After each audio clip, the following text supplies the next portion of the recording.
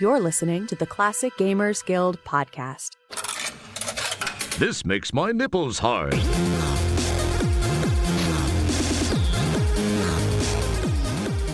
Hey there, and welcome to the show. We have been having a lot of fun with ranking episodes lately, so Paul came up with the idea of ranking something other than a Sierra game. Can you believe it?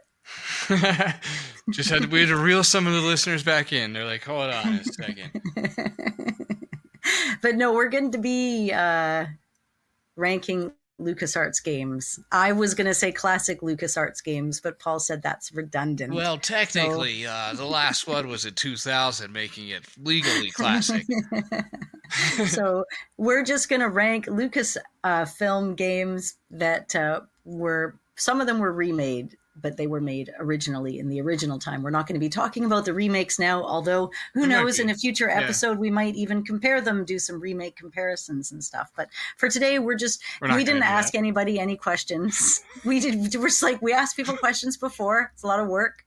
Yeah. So this time we haven't even asked ourselves, but we did come up with a list of LucasArts games. We're going to put in our personal ranking within our own system. We're going to calculate the numbers, and at the end, you can tell us all about what you think on our opinions when we release the episode. If you want like a proper version of this, go check out Yak's Wax Lips ranking. That's you're going to get organization. You're going to get clarity, cohesiveness, overall, community input as far as voting is concerned. But if you just want to hear us stumble awkwardly through this, well then, bloody welcome back to the show. This is gonna be fine. Yeah.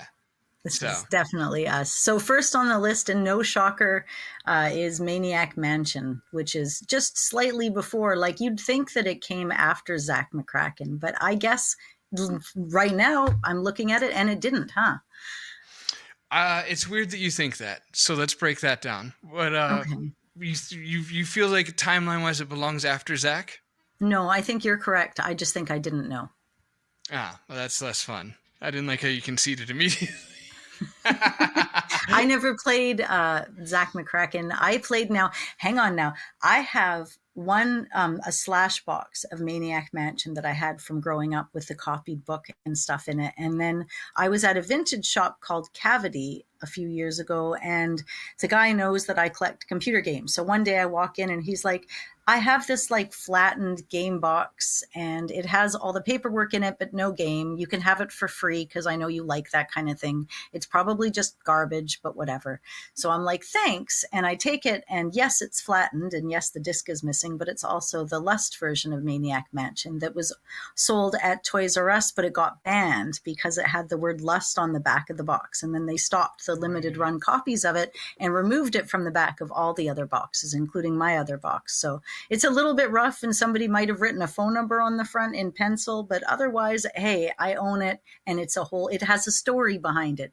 So that's kind of cool. That is so cool. Okay, and it's informative too. So just in case this is the only facts we give out the whole show, let's dwell on it for a second. Was the Lust version of the box the one with the creepy face in the background? I guess they all are, but it was the one without the marbling on the side. Right. Yeah. No marbling, and it was in a soft box that was not a 2-component hard box, because the other version I have is a 2-component hard box. Okay. I like the way you're bringing component into this. It sounds very knowledgeable and kind of sexy. It's 2 components. So break it down on a structural level.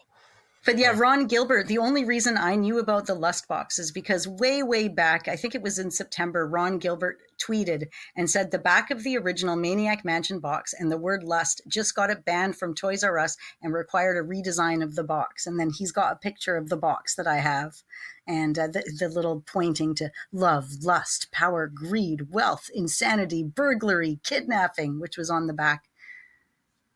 Man. Yeah, that's wild. It's wild to know that was enough back in the day. 1987, just the word lust. Like, whoa, somebody think of the children. So, but you know what? On the gameplay side, I never finished it when I was a kid. It was really hard. I didn't know what to do when Nurse Edna kidnapped me.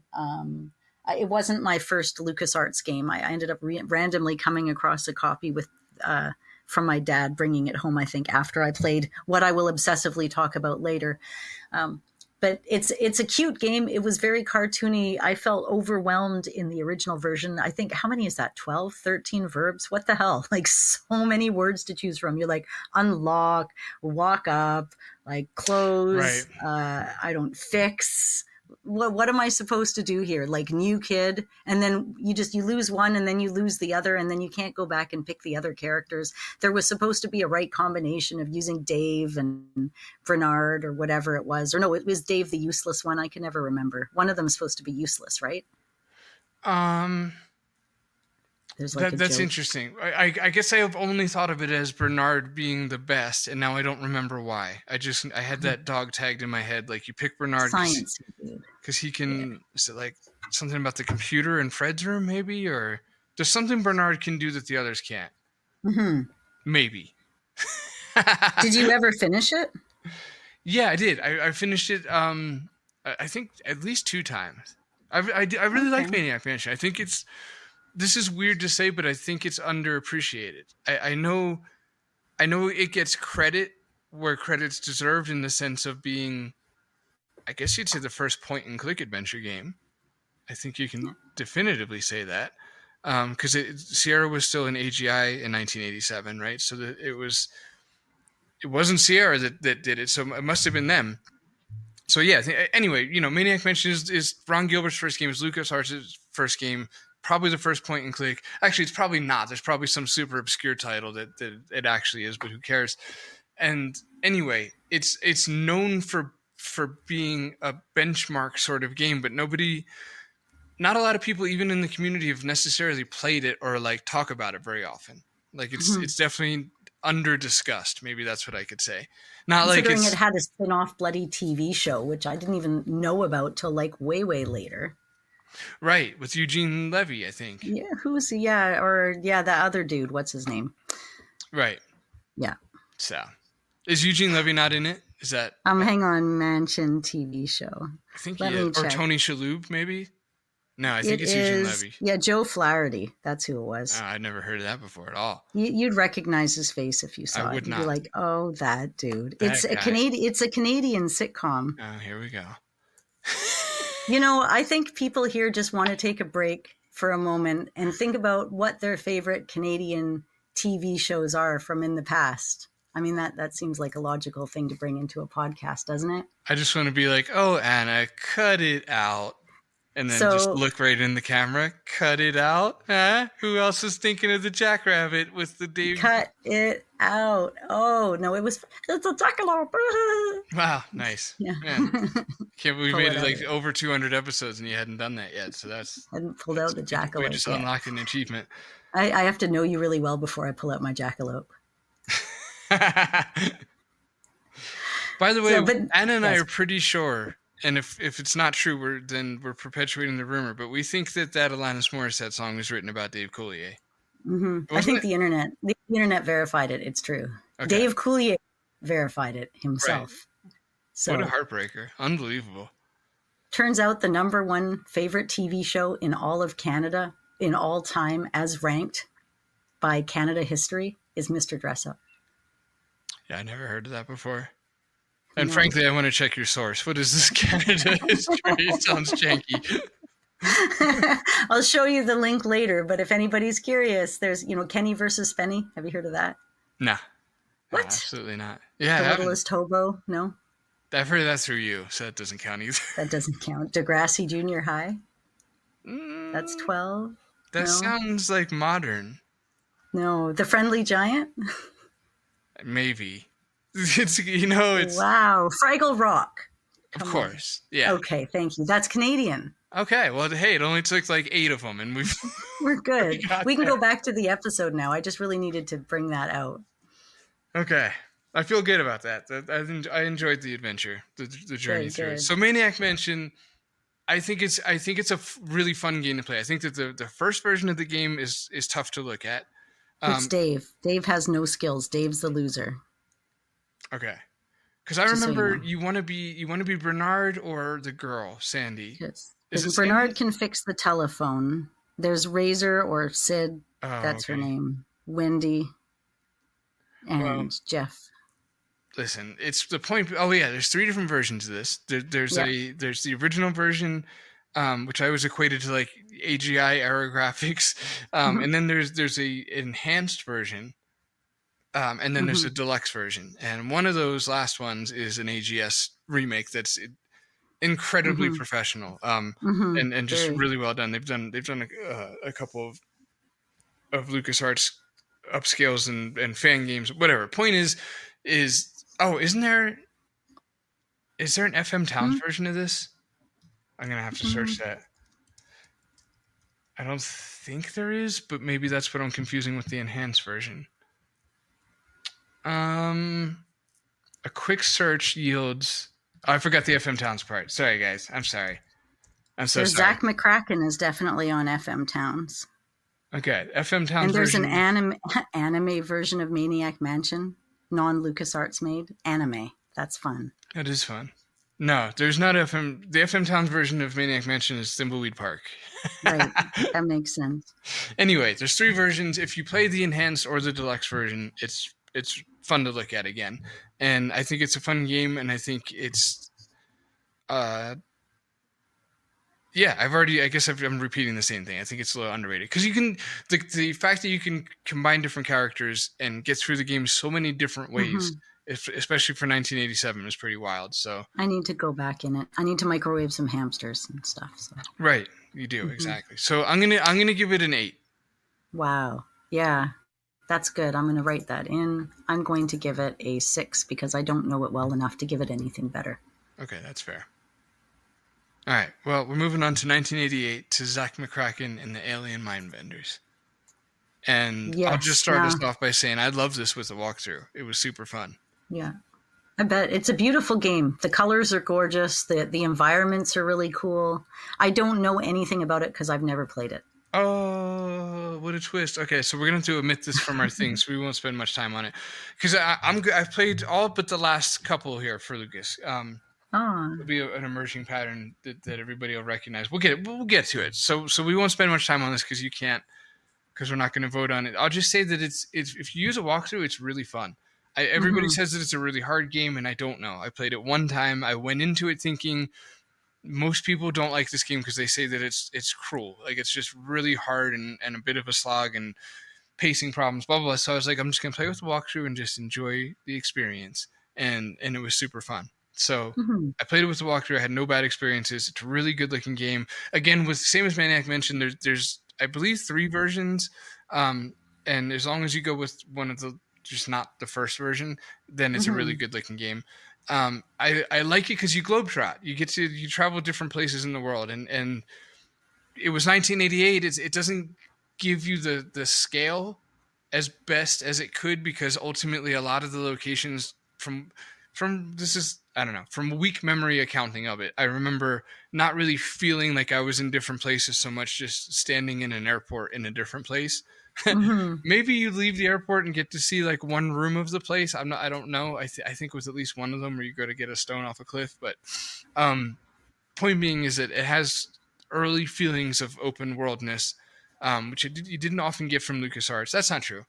That's very not true. But it gives you some I'm glad you're there to fucking monitor what you say, man. That's helpful. It gives you a sense of open world and traveling around the world. And I think that I feel like defending this game as we would defend Sierra remakes, just assuming that a lot of the audience has written it off and say that if you just grab a walkthrough and play through it, it's a good time. I'm going to give it a 6, but it doesn't matter. Because Anna's not voting, so it's not really going to be a thing, but whatever. All right, moving on to 1989. Indiana Jones and the Last Crusade. Now, I know I played this because we did a podcast episode about it. So I tell you what, it's been played. Yes, I've been working on my Sean Connery ever since that. Can I have a ship of your shoulder? Oh, that's Can I have a ship of your shoulder? Something like that. Very good. Yeah, No, that was. Thank you. I'm a huge fan of Sean Connery ever since like the Alcatraz movie and stuff too, and the Indiana Jones, obviously. He's so good. Sorry. He's so good. Wow, I think we like him in different ways, but We do. No, he's handsome. I like it. I liked this game. I remember my criticism coming in, and it wasn't even a criticism because, like, okay, if I read the book Indiana Jones and the Last Crusade based on the movie Indiana Jones and the Last Crusade, and it followed the storyline as closely as this game followed the storyline of the movie, I'd be like, this is the best, most accurate rendition book ever. I love it. I love how it's so accurate to its source, and I think this game did that very well. It is extremely accurate to its source, add in puzzles, keep exactly the storyline. I felt like a little bit of rushed productivity and maybe a little bit of like potential lost in some of the, the ending and in some of the story, but very freaking accurate, man. it is really accurate. Just as far as judging any game in any genre to the movie it's made after, and you're not going to find many that can outdo this as far as a companion to the movie. It's like, and it's pretty. The church is pretty. What else? The buildings, the tombs. It's such a cool looking game. Yeah, dude. You're getting me excited about it. It's so good looking. And there's two versions of this game. There's the EGA version and a VGA version, and they both look really good. Because I'm sure, as our listeners already know, like LucasArts had just beautiful EGA graphics. With or without Mark Ferrari's involvement. Like obviously, when he was involved, it was especially gorgeous. But even without him in Last Crusade, which now I'm losing confidence that he wasn't involved in. Doesn't matter. The point is their EGA is just on point, and then their VGA looks great too. So this is one of those games where like both versions look about equally good to me, and if anything, the EGA is maybe a little more charming. But I love this game. Does the art remind you of? Not take this really loosely, but like the overall vibe. Does it give you like kind of Police Quest vibes?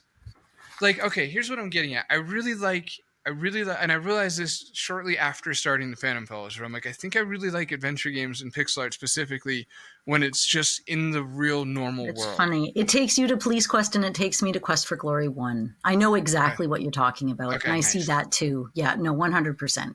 Yeah. There's something, like, it's very neat and tidy and like... Yeah. And there's something like the buildings are very like, but there's also like a lot of like little detail and like... Yeah. The rock work, the structure, the shading, they did a little bit more work than in Dithering, which obviously we hadn't seen in their games before. Perspective, like when they were doing the caves and things, they were playing around with color. And I mean, it was visually appealing, the church, the stained glass windows, things like that. I love it. I love seeing just like his office in EGA. When you switch over to like EGA and you see like the Cayenne and just beautiful. It's also good looking. Yeah, that's my favorite. I mean, I'm partial. EGA has my heart. That art style is very near and dear to me. So yeah. But for our listeners to clarify too, if you just for fun, if you're sitting around right now and you can, if you Google Indiana Jones: Last Crusade and the Graphic Adventure, because you have to put all that in, you'll never get to the game. If you search that with EGA attached and just like compare that to like Police Quest and SCI Zero era Sierra games, it's like it just gives you that same warm vibe. Okay, all right. Anyway, the game itself is awesome. There's a pixel hunting part that's really annoying in the library, that I've never liked, and the fighting never bothered me because you just mash keys and it's easy. Like you get through quick. I don't like the walking through the castle. That's really annoying, and I don't like the staircase in the Zeppelin. That's really annoying. So basically, what I'm saying is that it's a really great game. It's really pretty. I've said it on the pod before, but Last Crusade, if I had to pick, is probably my favorite movie. God, the nerd in me is just screaming right now, like, name the other three it's tied with. Yes. I'm not going to do it. I really want to. Harrison Ford is overrepresented in this. A little, yeah. But anyway, it's basically what I'm saying is that it's an awesome game, especially if you adore the movie, because you really get to basically play the movie. You get to feel like the movie. Oh, yeah. But it has like 3 really annoying parts in it. So and so that it would be a 10, but I hate the castle part because you have to walk around undetected or you have to fight, and I don't like the staircase in the Zeppelin, and I don't like the pixel hunting. So I'm gonna give it. I should give it an 8, but I'm gonna give it a 9. I gave it an 8, so that's fair. Yeah, I had a feeling I thought you were going to do that. Like at first, I was thinking 8, but then as you started talking more, I was like, he's making it a 9 because there's no 8.5 here. Exactly. It deserves an 8. It gets a 9. Okay, that was fun. Feels good. I love this game. All right, on the games past. Loom, 1990. Right. Now I haven't. Have I no, we didn't end up doing did we do an episode? Yes, we did do an Yeah, episode we did, about and you this game. finished it. I did finish it. The fleece, right. The twisty things. I know all of these things. The sheep. I can rate this game. There it is. It flooded back. It was something to behold, honestly, watching your memories come back to you like that. Really. But yeah, this game it's done by Brian Moriarty, right? That he did the whole Trinity. he did Infocom. He even did like Zork and Hitchhiker's Guide to the Galaxy. And I mean, obviously a super creative, super duper smart guy to even put together the concept of a freaking game that runs off of music, man. I just want to flex my nerd muscle and say he specifically did Trinity and Wishbringer. And yes. Those are like as far as spearheading, like project lead. He was also the project lead for The Dig, as we discussed in our episode with Daniel Albu, which you could check out now, available on Apple, iTunes, and all the other places. But why was I saying that? Because he left The Dig, and that's a fact about Brian. But anyway, back to Loom. Yes. It's it's a beautiful game, and the concept is interesting. It's everybody says it's super easy, but it's not necessarily as intuitive for me. Like when I played it with no hints, like I'd miss spells or I just simply do everything I was meant to do. And there's a few places that even with a walkthrough I found really confusing, but it is such a neat, tight little story, isn't it? I mean, it's not a hugely long game. Yeah, it's weird that you sexualize the story like that, but that's just something I'm a child of my environment. If you want to hear Anna be as harsh on a game as her adorable, sweet Canadian heart could be, then listen to our Loom episode. It's as close to Anna gets as to not liking a game while still, because you still liked it. I'm not trying to, but yeah, there was things. I like how you said it was a neat game. Maybe that it kind of sums up everything I'm trying to say. You're like, it's neat. Okay, it's a neat little game. It's not. Let's leave it at neat, you guys. I really like Loom. I like it a lot more than Anna does, but that's again not to indicate that Anna hates this game, because she does. because she doesn't. Oh God, I really didn't mean that. Because she doesn't. Jesus, I zoned out because I'm remembering all the different versions, and I'm like, should we say all this and that? But it's a neat game. Nothing like this game's been done since then, and that's weird. And I mean, it never gave me any problems on a technical level. Right? See, listen to her try to be sweet about it. This is adorable. I love this. I knew. You're like, hey, I'm gonna go back to a positive. It didn't. The soundtrack was great. Who doesn't love Tchaikovsky? It's not like they could have maybe written their own for the game, but it's fair that they picked a really nice one. Love it. What a bitch. So passive aggressive. It's a timeless classic. It has an engaging story, right? It gives you an open-ended ending so you can imagine what happens next. I can't tell what you mean and don't mean now. Speaking of looms, well, you're weaving these passive-aggressive feelings. I told the story. I told it on my last podcast. I'm going to tell it again. My grandfather's ex-wife, Catherine, was a weaver. She even wrote a book about, it's called Railroad Weaving, because they used to go on trains and Title weave. needs work. Yeah, well, it's out anyways, and she's dead. So, but the story is, anyways, she used to teach me how to use the loom. So we'd have the stuff, and I'd make things on the loom and got to play around with it. So I've done the real thing, which is why I was like, maybe I don't need to play this game. But then I did for the podcast, and I'm glad I did. Well, I don't dislike it that much at all. What was more fun? The game loom or an actual loom? The actual loom, for sure. It was so cool. Speaks volumes. I'm sorry. Through the something. I love the thread work in the game. The spider webby loomy stuff. That's pretty. Yeah. The tree that's in Loom, there's the same tree in, I think it's Zach McCracken in one of the scenes, or no, one of the games we just talked about. Anyways, it has the same like sideways tree. The big drama tree in the beginning? Yeah. I love a good dramatic tree.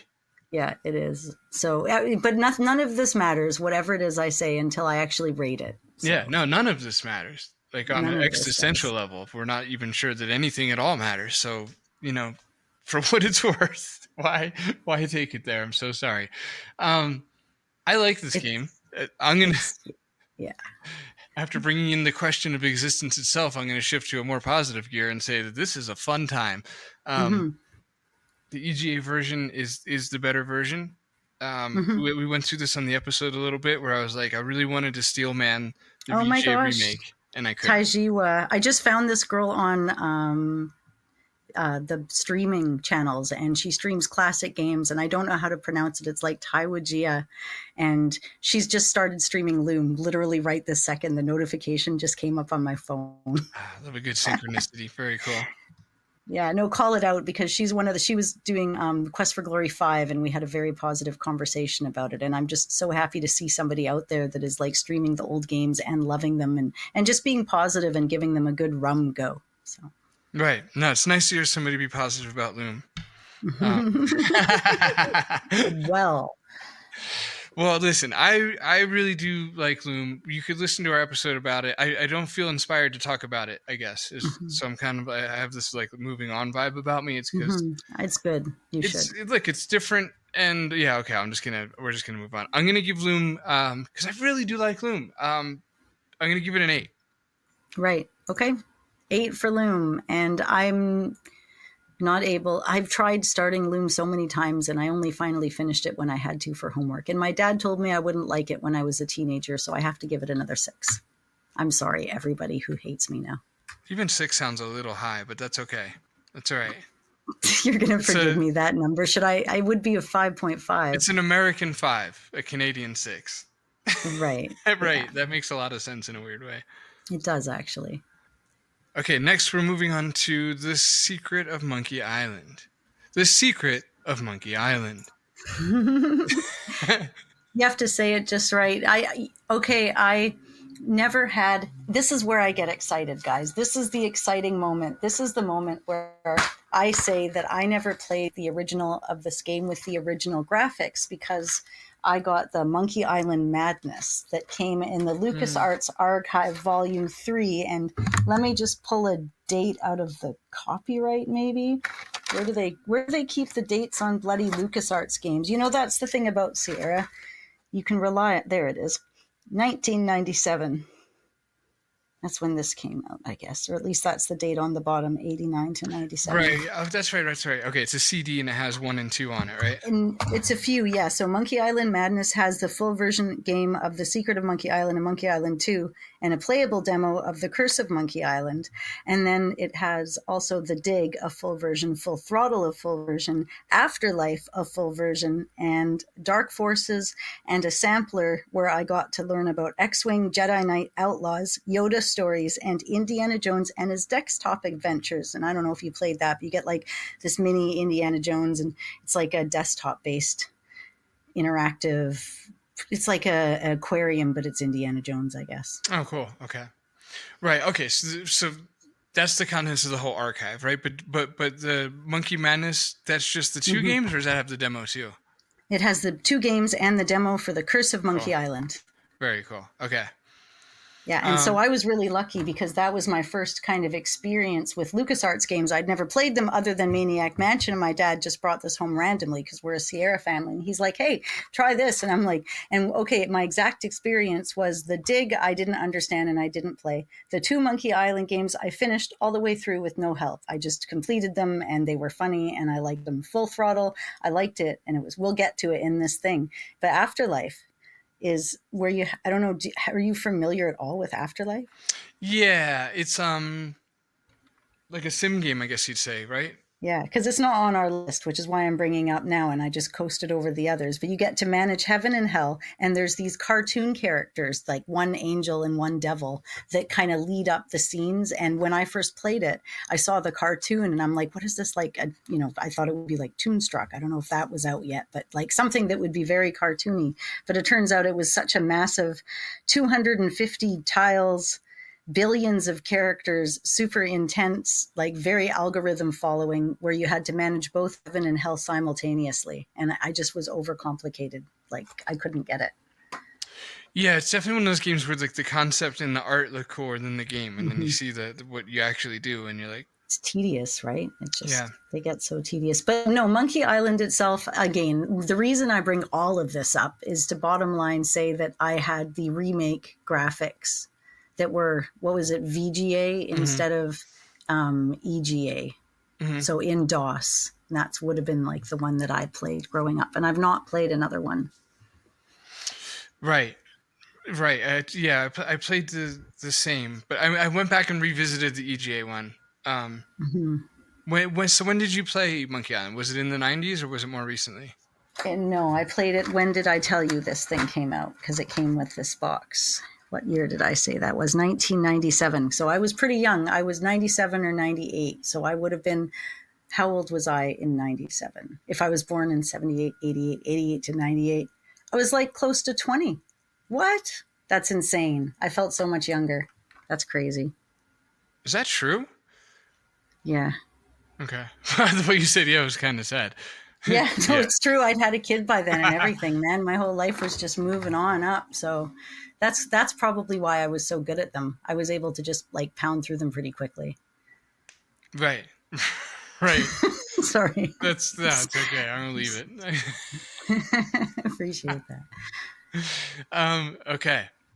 Well, we've never done an episode on Monkey Island because we've never talked about it because everybody else has, but we've never said that. We might one day. We're coming around on the idea as we've been doing this for 6 years. Because in the beginning we were like, we're never going to do it ever because everybody else does, which is true. And there's so much Monkey Island stuff out there. But now it's like, I could see us doing it in like a year or three. But I mean, because I haven't played it since, definitely running out. Since, and we could do a version comparison episode. There's really a lot here. Right. Yeah. It's tough with LucasArts because I feel like their versions were just aesthetically different. And I could be wrong, and that's the research of the episode potentially.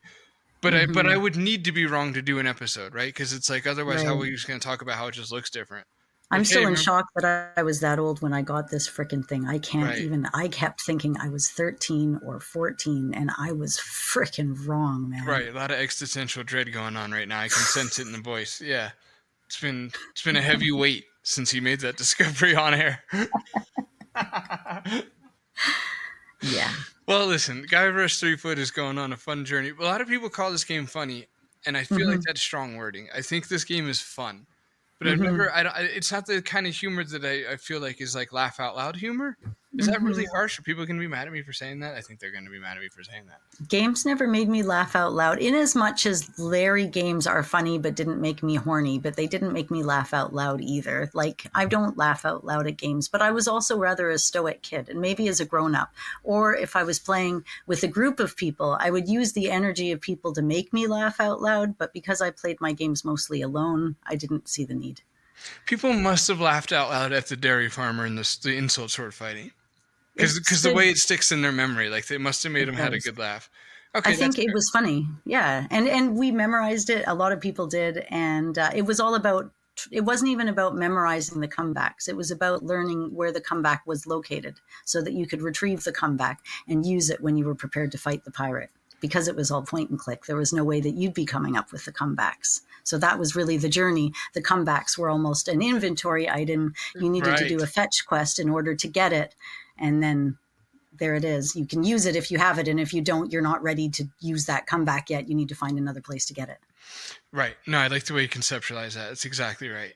Right. Even the fetch quest part is perfect. And you think of the new insults as almost an inventory item and you combine them on the right ones. And well, I'm not trying to say it's not funny, even though that's exactly what I said. I'm trying to say that it's not the first thing that comes to mind. Like I think of Guybrush and Monkey Island as like a really fun game, but I don't think of it as funny being its main. If you think Stan is funny, like he's waving his arms around, he's funny in idea, but he's not. I'm not like laughing. Right. Thank you. Out loud. The idea of this stuff is funny, but it's not like Stan. Right. You get it.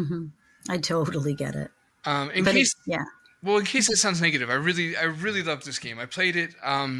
No hints needed. Even It's just even on super my easy. phone, it was fun. Like playing the remaster version. I have the app. I have the app in my phone. Yeah, it's not available on iPhone anymore because the developers Oh. never updated it to 64-bit. Oh, that's no good. Yeah, because Yeah. it still works on my phone. Well,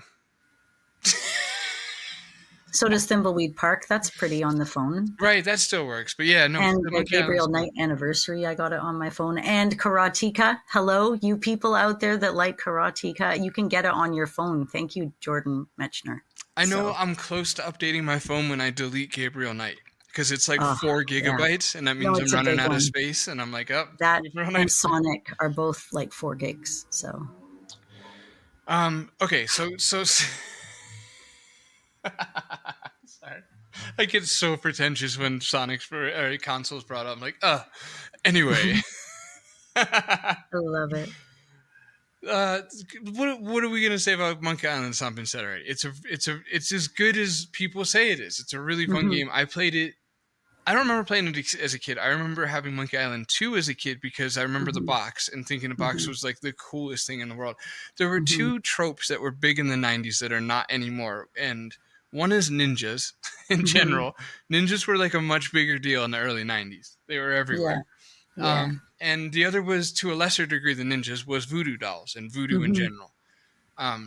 Speaking of Gabriel Knight. So and to tie it together in case the connection's not been made, Monkey Island 2's box, Lichlock's got the voodoo doll. And it just like, man, it really captivated me as a kid. Like that artwork was just so cool. I don't remember playing the game though. I just remember having the box. What am I trying to say? Funny. I give Monkey Island a solid, one of its lowest scorings on any of these shows that ranks this stuff. I give it an 8. Because It's because the version I played had a voice. It's by what the I time call I got it on this. Monkey Island is take it easy good.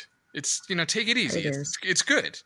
It's not. To me, it wasn't like a magnum opus masterpiece. God, I feel like I'm really pissing people off. I should be gentle. Because we got to it, like, at least for me, I got to Monkey Island late in the game, and I'd already been Sierra-atized. Same. And so take us with a grain of salt. And I was like, to me, I classified all of these that were easy in easy games, and all of them that were hard in the category of freaking possible. Put it away till you're older and have a podcast and need to do it for homework. Okay, that's like the combination that they had for me. Right. Yeah, take us with that grain of salt in a sense too. But yeah, if maybe had I played it in 1990, would have like blown my mind or whatever. But like, Yeah. I was almost 20, man, when I played it. Did you hear? I did. Yeah. I'm so sorry. I'm sorry to hear.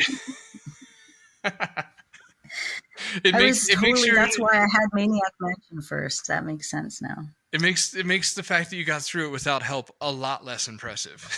I got through it all by myself. So well, I mean, you really. Well, how about I got through it all by myself and I had a little baby around? So right there you go. That's. I don't know what to do with that, but hey, no, I had give it an 8. 96. So. Well, what do you? I give it. I think, you know what? I really liked it and it was easy and everybody loves it all the time. So I'm going to give it an 8 as well. Okay. So again, that sounds like a 7 that you're making an 8. Like. Do you think I undercut But that comes my own across as opinion? I give it a 7, but because it's throwing that Monkey Island weight around. It's got some clout. You're like, it gets 1 clout point. It does get a clout point. So 7 plus clout point equals 8. That's the vibe I got. That's probably more accurate than anything. All right, we're good. We both give it 8s. Monkey Island 2. Well, how about let's get through this one quickly for the pacing of the episode. Monkey Island 2 is a really good looking game. I don't. God. Actually, what can you start us on this? I don't know if I like it more than 1 or not. Yeah, I liked it about the same. I went through it pretty quickly. I've only played it. You're still Guybrush. He's defeated Ghost Pirate LeChuck now, and now he's all up in the love shack. He wants to hang out with Elaine, and then there's all this big treasure stuff. So it's fun. It's not super hard. It has a very simplified inventory setup. It's pretty. It has nice shading. It has nice framing. I didn't have any problem finishing it. So another 8 out of 10 from me. Yeah, same. Because actually, it doesn't matter what I say right now; it's still going to be an 8 because it was a lot of fun. And yes, I've only played it like one time. It's weird. We do struggle to talk about the Monkey Island games. I guess because neither of us have really played one in a while either. No, it's way. My information is so out of date. I love seeing how much everybody else loves it, and I think that's good for now until I have to do an episode. Yeah, I feel like I've always felt like Guybrush was their Roger. Where it's like, I get it, but Roger's my guy for this. Yeah, totally. Vibe. Roger, if this was Space Quest 4, it'd be getting a 10 out of 10 because I couldn't give it higher. Yeah, because I laughed out loud at Space Quest 5. I meant to say that back there. Oh my Man, God, there's some funny fucking lines in that game. There's good writing in that game. You know what? Let's talk about Sierra instead. Okay. Yeah. The Monkey Island 2 gets an 8, and then the pacing of the show is enhanced because we get to kind of skip one for free there. It's a great game. You guys know it is. You don't need our validation. We're not, because I know we're being dismissive, and I know this game means a lot to people. So I'll just say that yes, we're coming across dismissive. I'm not going to gaslight you into thinking we're not, but it's not in disrespect. It's a really fun game, and everybody's already said all the words on it. So the end. Indiana Jones and the Fate of Atlantis. Boy, am I going to make up for time lost on this one because I fucking love this game. All right, 1992, The Fate of Atlantis. You got to talk to Noah Faustine on this show. I was not there for that episode, regrettably. No. So people can check that out. But what are your thoughts on Fate of Atlantis? And actually, let me start by asking: did you play this as a kid? When did you first play Fate of Atlantis? Yeah, I played it whenever it was that it came out. My dad got it because we were Indiana Jones fans and we'd watched all the movies and stuff. So it was just natural. Anytime in Indiana Jones anything came out that he came across, he'd bring it home. So yeah, I played it. I finished it. I didn't realize I must not have had instructions. I don't know, but I didn't realize there were multiple paths. I just did it with Sophia and fists, and I just yes. Yeah, that's familiar. I'd have to listen to our own episode on this show because we also did do an episode on just this game. I think when Rick was on the show still, right? My only I thought the puzzles were a little forced. Like when you're in the ruins in Crete, I had a little bit of a hard time with a puzzle that was activated. I don't remember, what was it, a helicopter or something? Oh, no, it was you had to run a crane at the dig in North Africa. Maybe that's what it was. But there was like the puzzles, some of them were a little tricky on the technical side. Like you really needed to put in your 10 or 15 minutes and you couldn't mesh your way through it. You couldn't just watch a video. You actually had to physically go through the puzzle. And I think it was just a delightful game. Glorious. Right. I'm not sure if I knew about the past either, because I kind of remember saying it on the show as opposed to just an actual natural memory of the accountings. That's but I feel like past people have made fun of me for that. They've been like, how could you not know? And I'm like, I didn't get it, I guess, in the same way. Right. Because it has something to, God, I don't want to frustrate anybody listening because it's such vague memories, but I feel like it had to do with the moment with Sophie where it feels like saying that she can't come or something is the wrong decision. But I can also feel like I'm not being precise enough. I'll just leave that. I'll say that what I said on the episode before, and it's always like my little go-to line about this game, is that I think it's the perfect game. It's as close to any adventure game has ever gotten to being a perfect experience. Like there's some buggy things with the sundial. I get what you're saying with some of the puzzles where sometimes it feels like you're on the verge of being stuck. It can be a little bit hard, but ultimately, it's probably again, it's not a perfect game, but it's as close, I think, as any game has ever gotten, adventure game has ever gotten to being perfect. Which is a tough ask as far as balance puzzles and being fair, but also especially LucasArts giving the feeling that there's stakes. Because you could die in Fate of Atlantis actually. So it wasn't just an illusion of stakes, but the story is incredible. It's the story I love the most. Like when you walk into my house, the literal first thing you'll see is a poster, movie style poster of this game hanging up. And it's there to make up for all the lack of love I show LucasArts. It's concentrated into just this game because I adore it. And it's canon. They did so cool. The lava shots were cool. Just the car design, the caves, the docks, the clouds. It is beautiful. What a blown opportunity the Dial of Destiny was that it wasn't this story, because this is I didn't watch it that movie because honestly it would affect my own feelings of mortality seeing Harrison Ford just dust his way through that. But like Oh. knowing that the route that they were always going to go, which was let's hand Indy off to or even not hand him off, but let's have like a female lead as Indy's younger sidekick. Like it's the trend of films these days, and I think I remember talking about this with Rick on this episode like 5 years ago. So that's why I'm saying it was always going to be that way, where like there was going to be a female lead for the latest indie movie, and it's just should have been Sophia. Like this would have been the perfect story. Like it would have checked their list and my list. Like it would have given them the female lead they wanted, and they could have even left Sophia Hapgood off, as like the next indie if they wanted to. But anyway, the point being is like if you wanted an old Indiana Jones with a young female, it should have just been Fate of Atlantis. Just give Indy gray hair and adopt this exact story, and it would work perfectly. Because Fate of Atlantis is such an Indiana Jones story. Like it feels way more Indiana Jonesy than the Crystal Skulls did. Like, and I know fans at the time, like a lot of the backlash was like bringing aliens into Indiana Jones was largely unnecessary. Because there's, and I think it's unnecessary because of stories like Fate of Atlantis. Like, there's plenty of cool Earth shit to do for Indy, or archaeological stuff to do for Indy.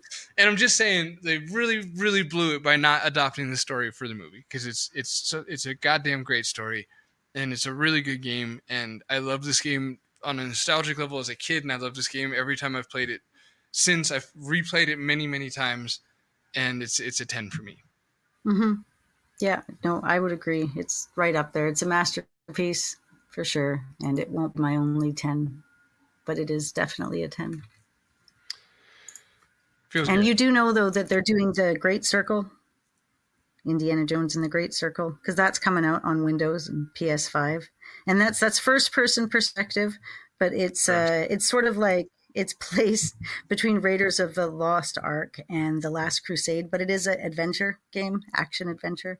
Yeah, it right. picks up after he left his fiance, and it is a thing that's actually happening, and they're trying to do it in the old style, but it's Bethesda. Right. I don't want to come across as like old guy yells at cloud. Like, I don't like it. I already know, but I don't like it, and I already know. Yeah, no. But at least I've said it, right? They've been talking about this game since 2021, so they've been teasing people for a long time. Great. Well, listen, it's not like Lucasfilm has been disappointing everybody a lot lately, so I'm sure it'll be good. Hey, what did you learn about Indiana Jones on the Wii game to share with everybody? Infernal Machine? Oh, right. Yeah. No, if you play the Infernal Machine and you finish the first 2 chapters, you get on the Wii, you get to unlock a fully playable Wii version of Fate of Atlantis. The whole Fate of Atlantis. The whole freaking game. It's actually in there, and it's you can look it up. It's on the internet. It's a thing that you can just do. It's been out since like 2011, right? Yeah, no, just do it. Play the game. It's been hard to get that game, but I've seen a few versions kind of locally, and I was thinking of just picking it up so I can have it, because I like things like that. With the game within a game is fun. That's so yeah. fun. Well, we'll talk about that soon too. With right one of now, fucking get ready for a transition. Speaking of a game in a game, yeah, man, right on the nose. Day of the Tentacle, 1993. Okay, this is I meant to say last time. So, Fate of Atlantis, I think, was the first LucasArts game. Where they renamed it. I don't know though. Maybe Monkey Island 2 was. Well, it doesn't matter. This isn't a fact-based show. Back to Day of the Tentacle though, from 1993, and well. This is okay from a development point of view.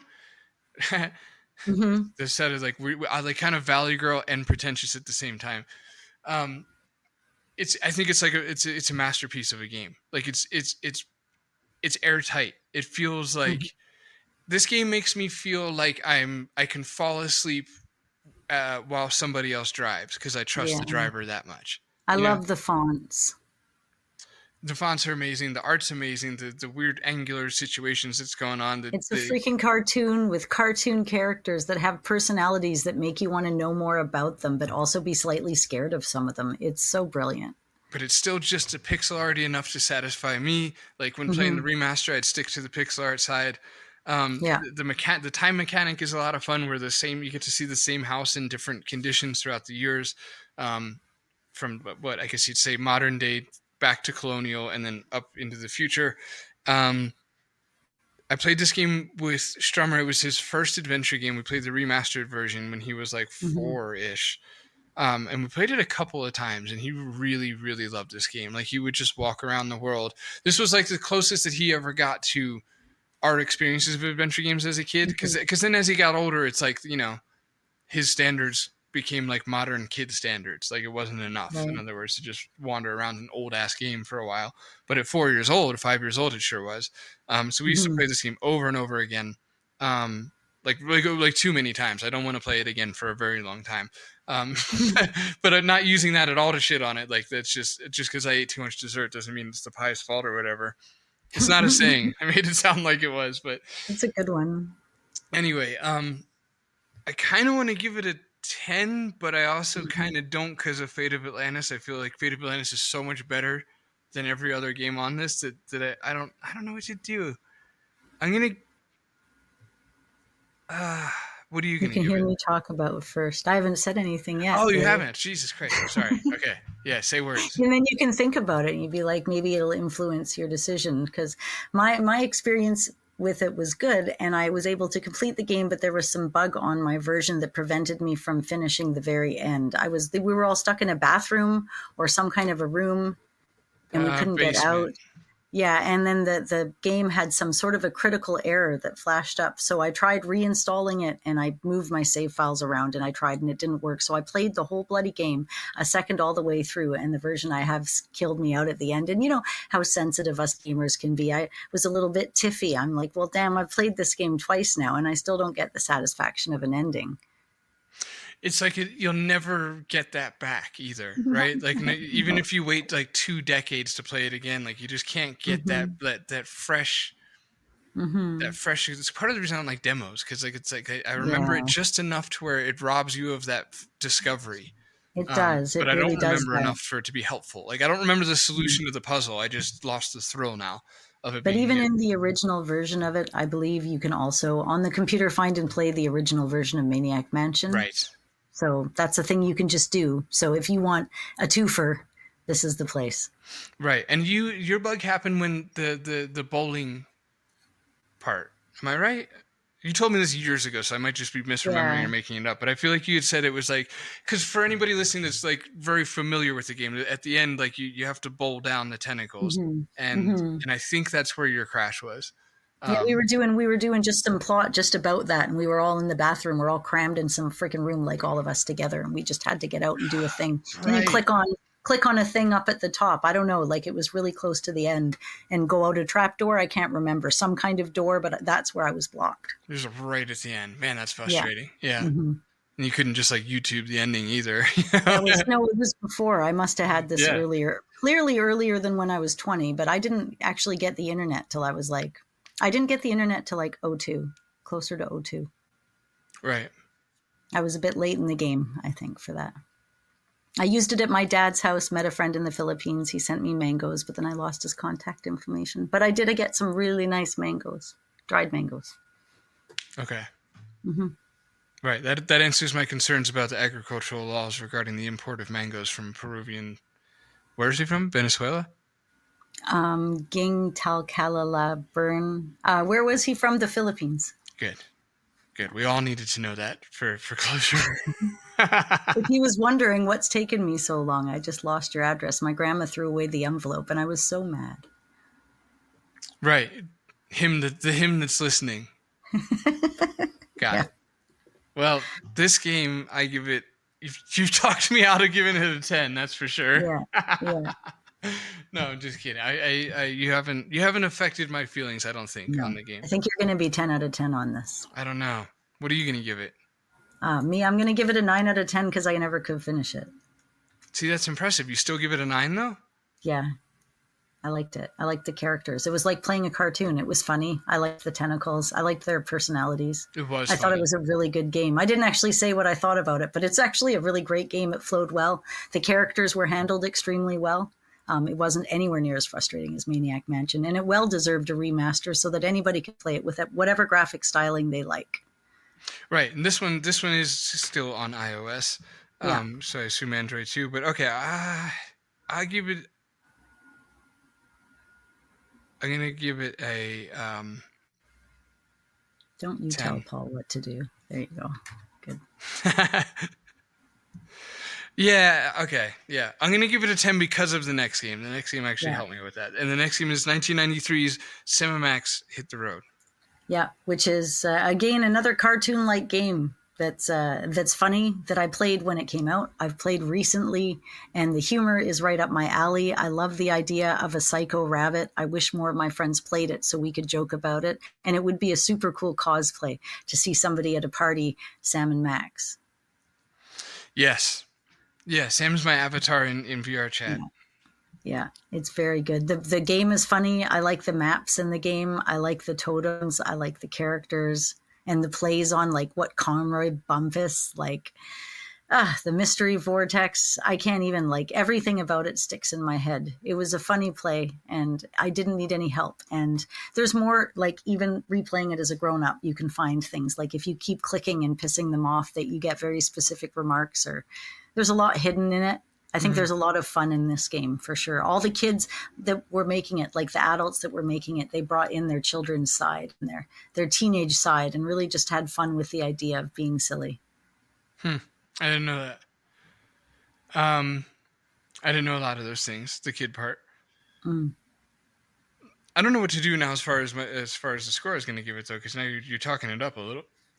Yeah, it's like playing a freaking cartoon, and it's got that psycho-ness. Like, I liked shows like Kevin Spencer, or shows where one of the characters would be like a little, like, absolutely insane. So this fit in with my humor, which also fit in with the Space Quest humor, which also fit in with like the Tex Murphy humor, along the border of not quite okay for your mom to sit and watch with you.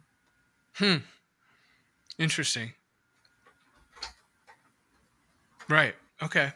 Yeah, I guess remembering that Bart Simpson was really offensive around this time, that makes sense, right? Like, parents did not appreciate the notion of being told to eat one's dungarees or shorts or whatever. It's true. It's like, I wasn't allowed to watch Roseanne, so I'd have my thing on the remote, my finger on the remote, and then I'd have one button pushed for like some boring channel, like the Knowledge Network or something. And as soon as I'd hear my dad on the stairs, I'd switch it to something else.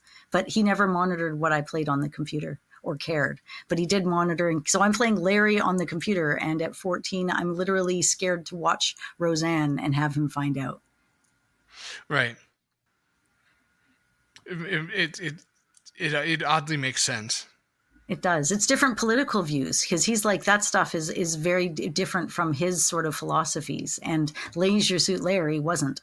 I think it came down to personal ideologies and things a little bit. Okay. I don't remember Roseanne enough for that to jump in there. Well, his stereotype of Roseanne, which is a crass American bitch, I think that was his. Right. Wow. And I'm like, I just think the show is right. I'm like, this is just a funny show. Who cares? Like, people always want to put political statements into it. I'm like, I just think shit's funny. I don't care. And my point is, this game is also funny. I'm rating it a 10 out of 10. I freaking love Sam and Max. Man, There's also cartoons. There's just, for so many reasons, this is a great freaking game. Hallelujah. I'm glad it exists. I'm glad Steve Purcell got the characters from his brother and did cool things with it. And I have Sam and Max season 1 of the new stuff, but not the other ones. They just remade the Devil's Playground recently and put that out. So that's kind of fun. That was like chapter 3, I think. And it's really in the spirit of the original game. It's quite fun. Yeah, Sam and Max is they're I don't think they're that hard to write accurately for, because they have very strong, pronounced characters and like how they're supposed very to be. Sophomoric a little bit. You know, both of them are kind of young in their own way, but Max is so congenial, like a dog, and right. Sorry, Sam. I mean, is so congenial. You're like me. You get them confused, right? I don't know why. There's no reason I should legitimately get their names confused all the time. Right. Yeah. Right now I'm panicking because I can't think of which one's which anymore. I overthink Sam is it. Crazy. See, and because they both seem like they could be very reasonably detective names. Sam is the dog and Max is the rabbit, right? Are you sure? Yeah. I don't know. I think Sam's the rabbit. God damn it. Sam and Max, which one is the rabbit? Give it to me straight, Google.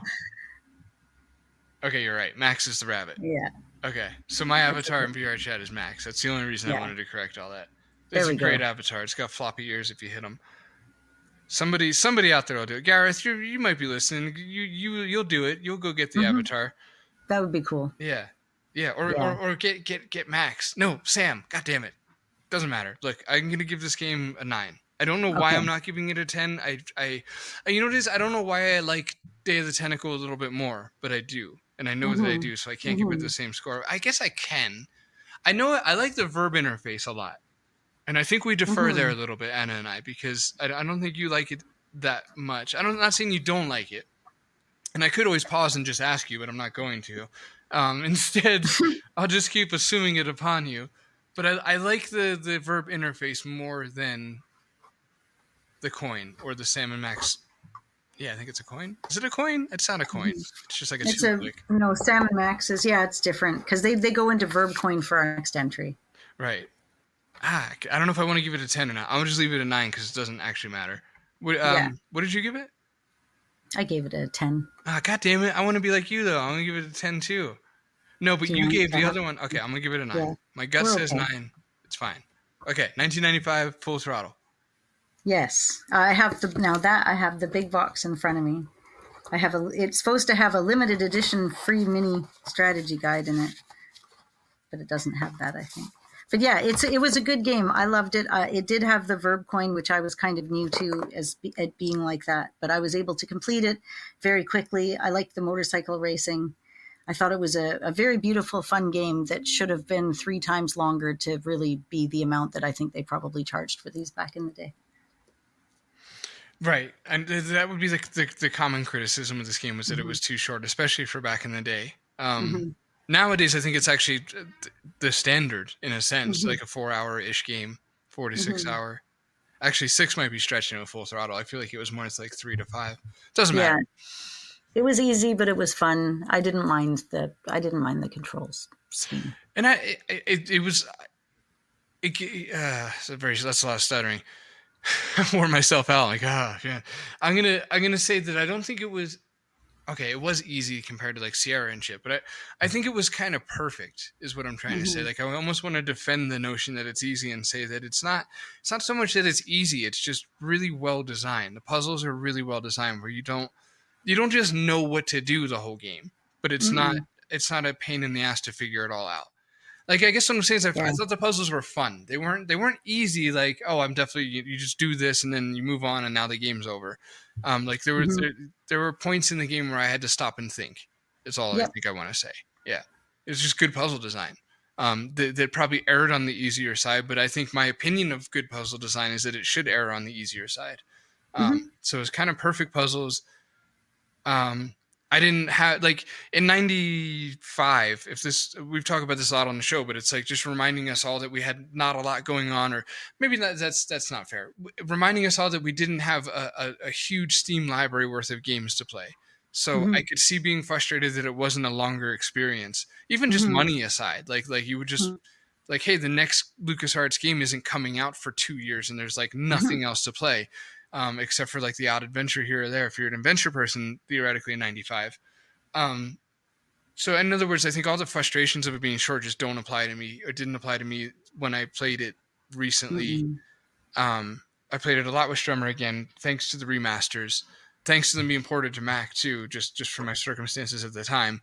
And like that was the only computer we had to play with. So we played a lot of the everything but Sam & Max, basically all the ones that got a remaster, which unfortunately Sam & Max never did, even though it would look great in one. Anyway, I really like this game. I'm going to give it a 9.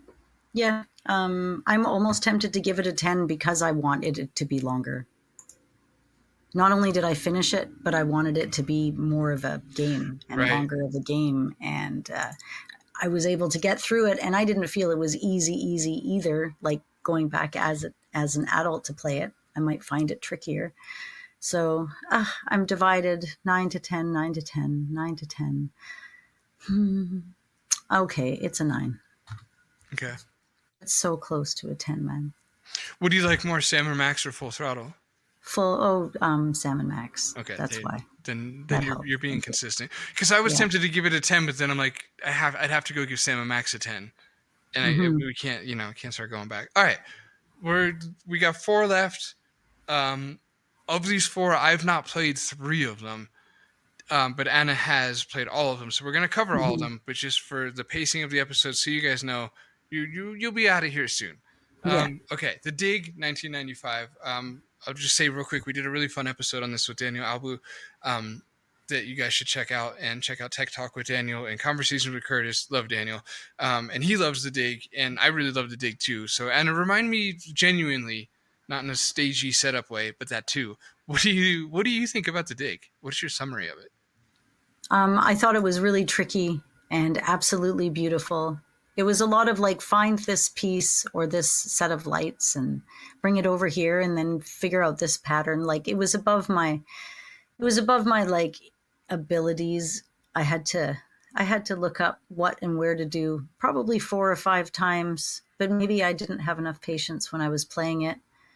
I found it a little tedious, but I liked it a lot in that what it was and the stories, enough so that I'm reading the book. I didn't like the skeleton puzzle very much. For me personally, it's a 7 out of 10. It had, the problem with The Dig is that it had some puzzly puzzles for me. I didn't like anything to do with the gemstones. There was just some like I don't want to say logic puzzles, because in case that's like a rigid definition, but it felt a little too puzzly at points. But the story is really, really good. It's an exceptional story. Something we talked about in recent episodes is like, the more Anna and I dissected the stories in adventure games, especially if you were to go from like, I don't know, 92 backwards, in other words, I acknowledge that somewhere around like 91 at the earliest, maybe like the story started to get more intricate and more complex, but under scrutiny, the stories in adventure games don't hold up very well. Like, especially if we're talking like Sierra, AGI, anything AGI, a lot of early SCI 0. Like, there's not Colonel's Bequest. I was just talking to OneShortEye about this, but Colonel's Bequest, like, under scrutiny, doesn't have as much story as you'd maybe think, unless you really retroactively go back and look at it and break it down and be like, there's not actually a lot here. There's not a ton of meat on this bone. I think our imaginations fill in a lot of blanks and nostalgia and blah blah blah. So it's not a criticism either. I'm just trying to say that The Dig, by this point in 95, was an exceptional story being told in an adventure game.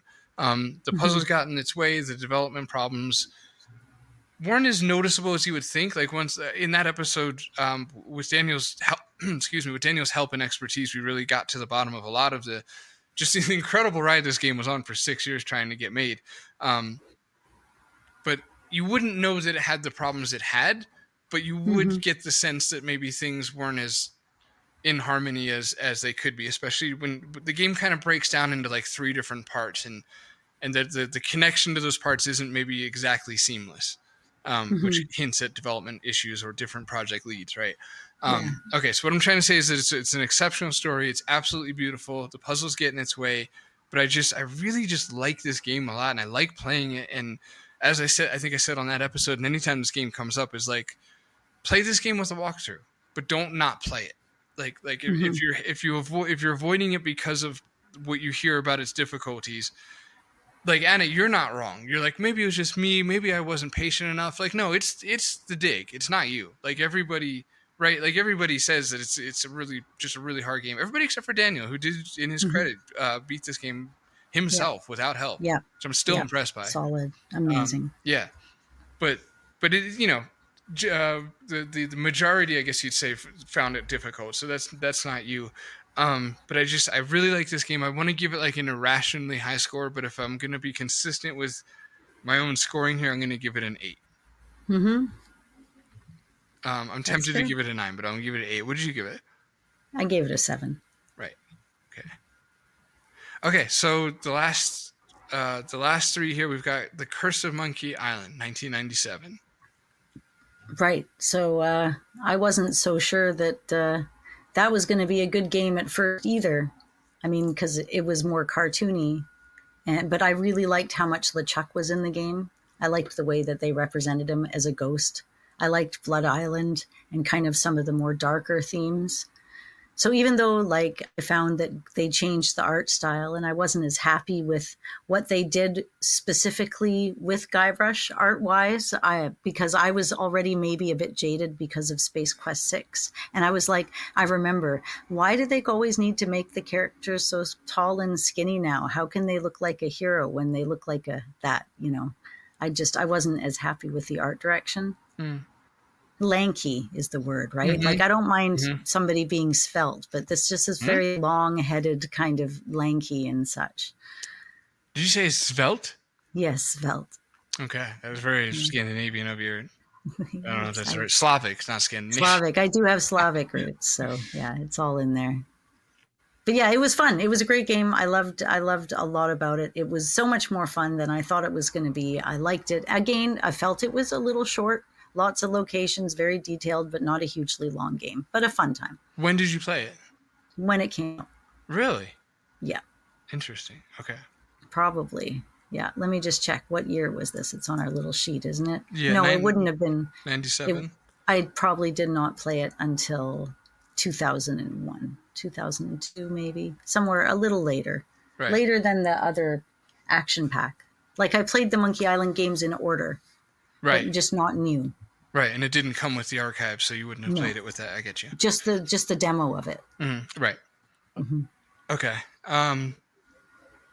Well, is there anything else that you want to? I don't know how to co-host right now because I think it looks great. Oh, here's a question for you. How does it compare? This isn't necessarily a fair comparison, but I am getting at something with this. What do you like more, this game or King's Quest 7? Oh, this game for sure. Okay. Because I feel like that they're two peas in a pod, even though they're also not at all alike. It's like, in other words, they both went full cartoon, TV movie quality was the aim, right? Yeah. Because even though I haven't played Curse of Monkey Island, I've not only seen enough screenshots, but like in prep for this episode, watched like some gameplay of it. And there's a lot of like cinematic cuts, where like they show something like falling in the foreground and the cut scenes that were truly like cinematic, I guess you'd say. So just, in other words, this and King's Quest 7 seemed like they had set out for the trying to achieve kind of the same goal. And we all know, 7 has a lot of problems. But anyway, okay. So all I can say is it's beautiful and I do want to play it one day, and it's just pixely enough to where I probably will. I give it an 8. Barely pixel art, but okay, you give it an 8. Yeah. All right. What about what is often touted as the greatest of all time, Grim Fandango, 1998? Right. Yeah, I loved it. It had the tank controls, and he would look at an item as he goes by it to decide if, to tell you that it's a hotspot. So that was like your hotspot activator for it. And I liked the noir, and I liked the characters like Manny, and the whole concept of the underworld. I was big into like Grim Reaper and things like that. There was a show called Dead Like Me that came out not long after I was playing this that I was kind of obsessed with. I don't know if you know that show. No, but I was a big fan of Drop Dead Fred, so I get what you're saying. I love that show. Yeah, that was great. So Dead Like Me, this girl named George dies and becomes like a Grim Reaper. And that's every single episode, somebody dies and they have to reap their souls. And it would revolve around a plot line of often personal growth or something for George. Awesome. She was adorable. I had such a crush on her. Well... So I would personally, even with the tank controls and everything else, without considering the remaster at all, because it's been remastered, but you can switch between old and new, I'm still bloody giving Grim Fandango a solid 9 out of 10. Okay. Yeah, I all the games I haven't played are not pixel art. Like it's never. I think in the past I've like teetered around like, gee, I don't know why it's not pixel art. It's consistent across the board. If I haven't played a game that's like really well known or like Broken Sword's another example. It's just It's not pixel art. So they don't. I just don't get that same like. I want to play this. I want to explore that world. Like I seem to only feel that way if it's pixel art. I can't help it. But I do want to try Grim Fandango, and I will play the remaster just because I don't like remasters of pixel art, obviously, because I like the pixel art, but a remaster of polygons is welcome. So, yeah. Speaking of polygons, the last one on our list is Escape from Monkey Island. yes, 2000. Which, again, I played. It was funny. It carried on with some of the storyline, and I think I liked all the LeChuck, the different LeChucks reiterations near the end. The maps were fine and detailed. Like, it was funny. I didn't. It wasn't my favorite of them, but I did like it. I didn't have any actual problems with this game. Right. This one got ported to PlayStation, didn't it? I have it. Yeah, I have it on PlayStation, and I have the strategy guide for the PlayStation version of it. Yeah. Right. It was like one of the few adventure games that classic adventure games that looked like it suited consoles or belonged on a console. Yeah. No, it's fine. I didn't mind it at all. I'm going to give it a solid. I guess I want to give it a 6, but I feel bad not giving it a 7. So you give it the same as the Dig? Yeah, I guess 6. Okay. No, the Dig is 7. Oh, okay, right. Yeah. You're taking that and Yeah, I'm adjusting. taking that back. Yeah. Right. So you give it the same as Loom? So yes.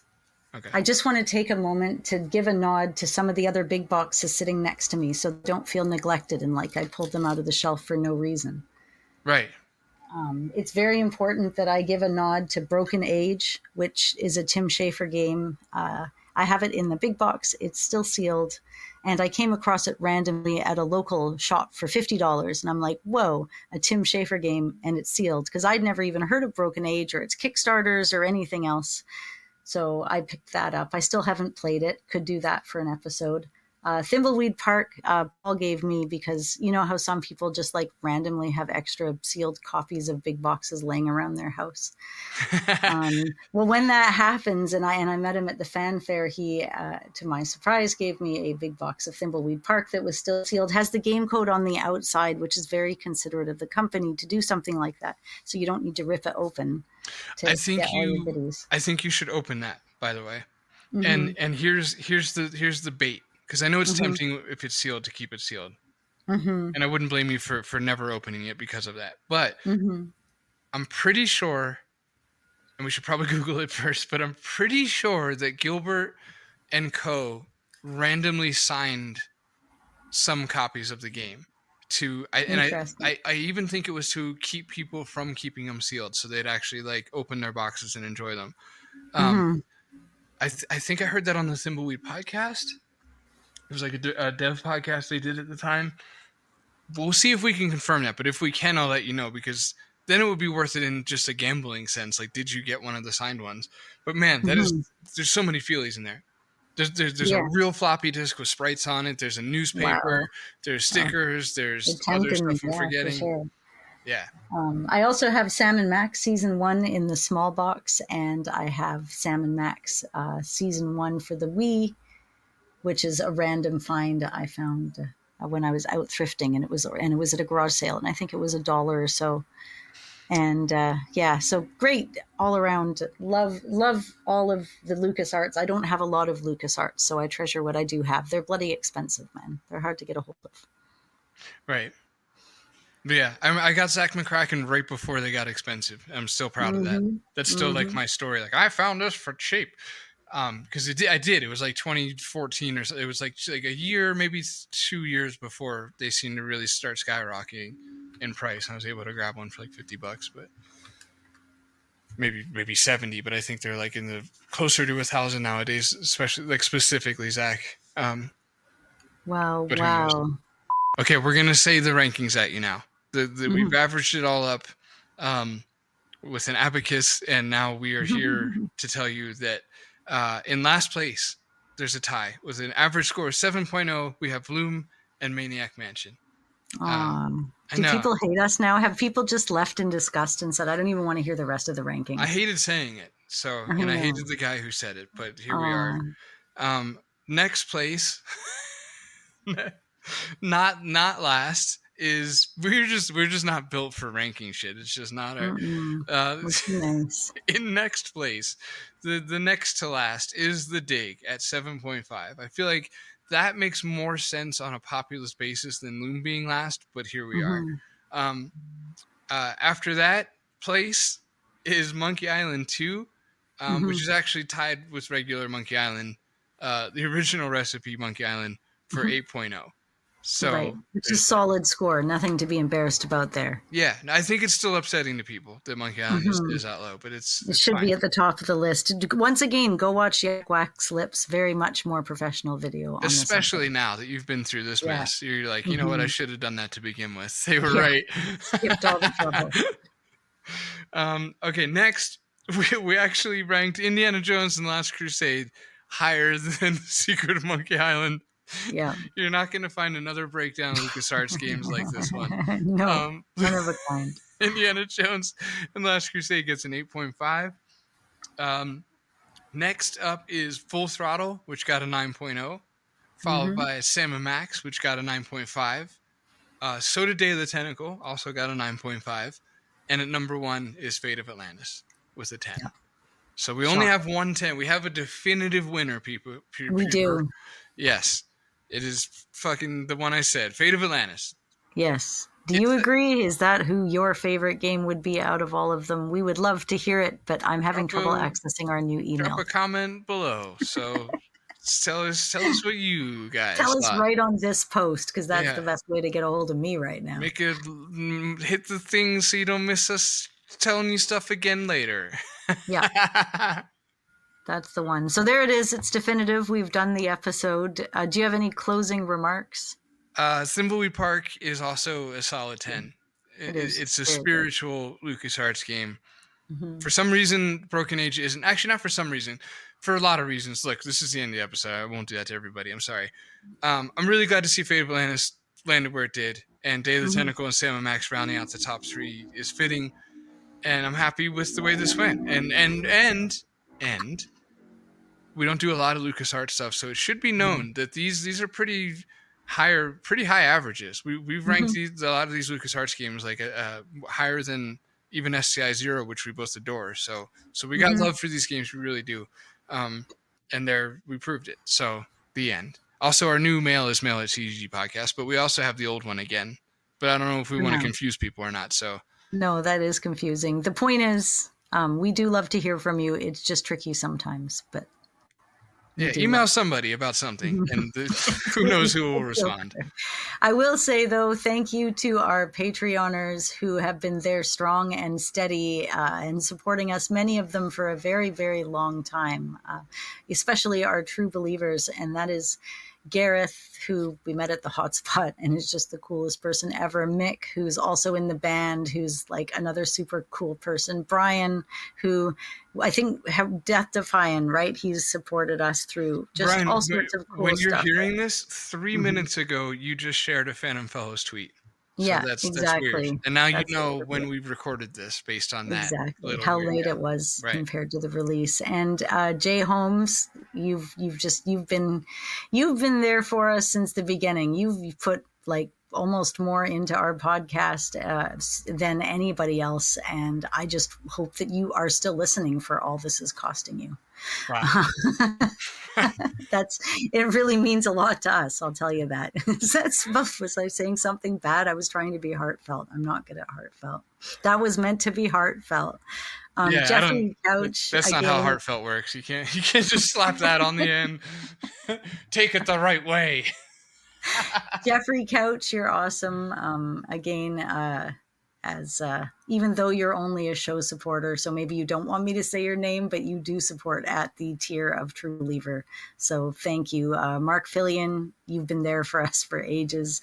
Tim Ellis, Alan May, I mean, you've been rocking it for a long time too. Same. Ryan Fan for ages. Wow, look at all these names I haven't heard in a while. Monkey 2K, Roberta, Fawn, Sky Krugs, or Skay Rugs, and I see you, Scruggs. Jeremy, all over on the internet, and we're friends, and it's on Facebook, and Crom, and Matt, and Adventure Game Geek, and me, Anna. I support the podcast because I believe in myself, as should you.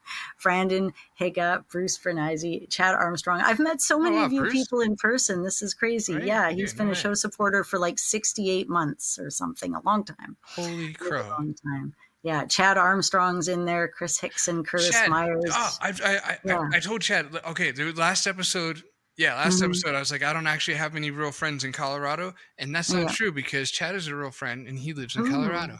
Oh, how cool. So I didn't fuck you, realize you past guys me. were both in Colorado. That's good. right. Yeah, and Chris Hickston and Curtis Myers and Girolamo Castellado. I'm saying it wrong, but I love your name. Gratim, Hobo, Jason, Jared. Josh Koss has also been supporting us for like forever and ever and ever. Joshua Bloom, who you guys have been on his podcast, right? That's a cool thing too. Yeah. Jude Gore, Lester, Matthew Turk, Marcio, Paul, you support the comment. That was way too loud. Richard Sampson, Ronald Dragsta, Ryan Ensley, the Phantom Fellows. Oh, wow, you do twice. That's actually a fan account. I don't know them. That is. No, the Failed Machine, Hoot Nalani, you're amazing. And Una and Gus are still hanging in there with us, too. So thanks to all of you for sticking with us for so long. And it all culminates in us continuing to do this after like 200 episodes, which is cool to me. It is cool. And also, send us an email, mail@CGGpodcast. Our website is cggpodcast.com. You can find us on the socials. I just kind of cut in there because of the email. I didn't want you to panic and leave you hanging on that. Now I'm stuck saying the rest of it, though. So Facebook, we're there. Instagram, probably. Twitter, definitely. @CGG Podcast, @Phantom Foes. That's it, man. Phantom Foes comes out September 27th. Get it then. Like, it's not now, but yeah. Oh, if you do YouTube stuff, or streaming and offer reviews and want a review copy of the game before it comes out, get a hold of us, Paul @thephantomfellows.com, or get us on Twitter. And then that's all the stuff I got to say. Anna, do you have any last words? Am I supposed to say don't do a murder? I don't know. Right, because I said that part. Yeah. I don't know what to do. I've said it now. It's too late. Nobody will murder, and it's now thanks to me.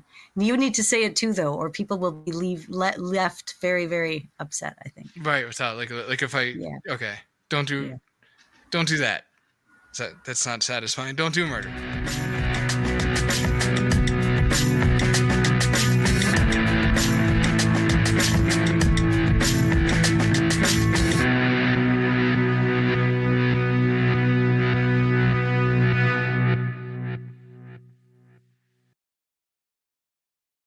Their poop is gross. Maybe that's what it is. Like, horses have nice little, I've been taking fiber nuggets. They do. Fibrous nuggets. They're ploppy dops. They're nice and easy to be. You can contain them in a basket and then empty out the basket at the end of the day. Exactly. You could hide them on Easter. They're that plump and round. But with really a cow, it's like, it's patties. And as soon as you find yourself describing poop in the form of a patty, you've lost whatever. And there's no peppermint patty here. Right. There is no peppermint.